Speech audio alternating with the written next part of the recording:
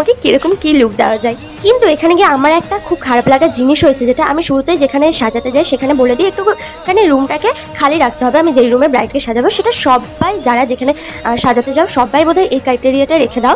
আমি সেই অনুযায়ী বলেছিলাম যে একটুখানি রুমটা খালি রাখতে হবে। বাট কিছুক্ষণ আমি সাজানোর কিছুক্ষণ পর থেকে কন্টিনিউ লোক যাতায়াত করছে। হ্যাঁ, বিয়ে বাড়ির লোক যাতায়াত করবে, কিন্তু তাদেরও একটু ভাবা উচিত যে যেই রুমটাকে আমরা সাজাবো সেই রুমটা একটু খালি করে দেওয়ার জন্য। নাহলে আমরা যারা মেকআপ আর্টিস্ট আছি তাদের একটু সবটা গুলিয়ে যায় আর কি, এত ভিড়ভাট্টার মধ্যে সাজানো যায় না। তো যাই হোক, কিন্তু ওরকম কন্টিনিউ লোকজন আসছিলো। আর দেখবে যখন কারি কারি লোকজন আসবে, এদিক থেকে এটা বলছে, ওদিক থেকে এটা বলছে, এটা হচ্ছে না সেটা হচ্ছে না, এটা শুনে তোমার মাথাটা গরম হয়ে যাবেই।